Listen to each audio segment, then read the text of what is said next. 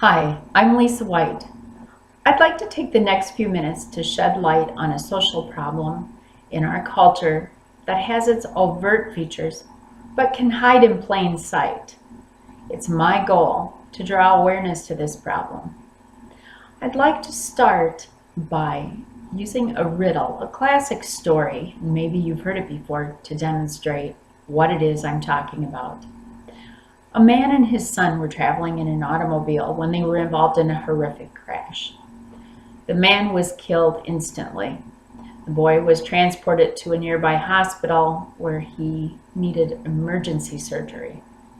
He was wheeled into the surgical suite, and the surgeon looked upon the boy's face and immediately declared, "I cannot operate on this boy. He's my son."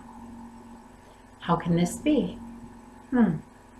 Researchers at Boston University asked this riddle of 300 participants. Deborah Bell and Michaela Wattman found that only 15% of the participants could give the correct answer, which was the surgeon was the boy's mother. Most folks can't wrap their head around that a surgeon could be anyone but a male. This identifies the problem: sexism. The Merriam-Webster dictionary identifies sexism as a prejudice, usually leveled against women, and it creates gender biases and roles. A lot of us are more familiar with the common arguments about sexism, such as equal pay for equal work. An online research company conducted a survey of 46,000 participants in which they found at the end of November of 2018, sadly, women's pay was 22% less than males, at 78 cents on the dollar. Now, there are a lot of factors involved with that outcome: education, experience, availability of jobs, but a woman trained the exact same way, performing the exact same job, was still compensated only 98 cents on the dollar to her male counterpart. Now, those are the familiar arguments. I'd like to point out one that I see that starts almost every morning right after that first cup of coffee. We turn on NBC's Today Show, or maybe Good Morning America. These are Emmy Award-winning news programs that identify world issues, politics, pop culture, weather, and the like. Now, I don't know if it's just me, but I've noticed that the males on these shows traditionally are dressed in suits that go from their chins all the way to their toes, and we see their faces and the backs of their hands.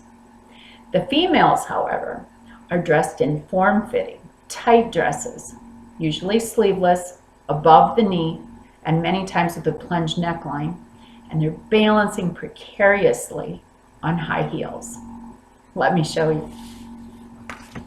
This is Good Morning America, and when the camera pans back, we get a lot of leg. Do you see what I mean? Or Dylan Dreyer of the Today Show. Now, this silhouette is a far cry from Al Roker's, wouldn't you say? This is a wonderful demonstration of how we look right at this, and the over-sexualization of women does infect the integrity of journalism and the like.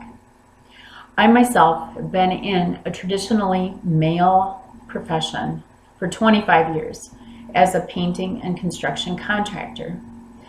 I had to work very hard and long at identifying areas where I needed to communicate differently and work a lot harder than my male counterparts to establish respect and trust, and especially for men taking direction from me.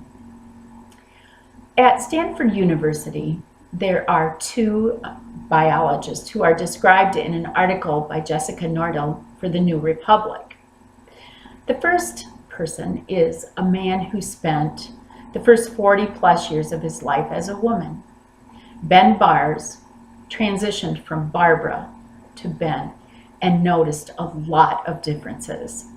He states that as a woman, he was taken less seriously, and as a man received a lot more respect and was questioned a lot less frequency when he rendered authoritative opinions. He discovered that women had to prove that they were competent and were seen as incompetent until they proved that. Men, on the other hand, were viewed as competent until they demonstrated that they weren't. The exact same quote came from Joan Roughgarden, who spent the first few decades of her life as Jonathan Roughgarden. She said that going from a man to a woman demonstrated to her that a lot of times what used to be take charge behaviors were now seen as aggressive as a woman. And a lot of times when she posed intuitive scientific observations about a calculation, her peer group seemed to think she misunderstood and needed explanations. That's quite an illustration coming from people who would probably know gender bias better than most of us, having lived in both bodies. In conclusion, I'd like to say that in this short amount of time, I hope that I've demonstrated a couple of examples of how gender bias is in front of us, sexism is pervasive, and a lot of times we may be staring right at it without even realizing it. This happens in the workplace, and it's interesting to step back and reflect upon how we are treated as men or women, or how we view how others are treated. It's a careful study in observation and going deep inside of ourselves. I invite you all to look into these articles that are presented in my speech, and at the end, hopefully you'll be interested enough to develop more awareness with this problem. Thank you very much.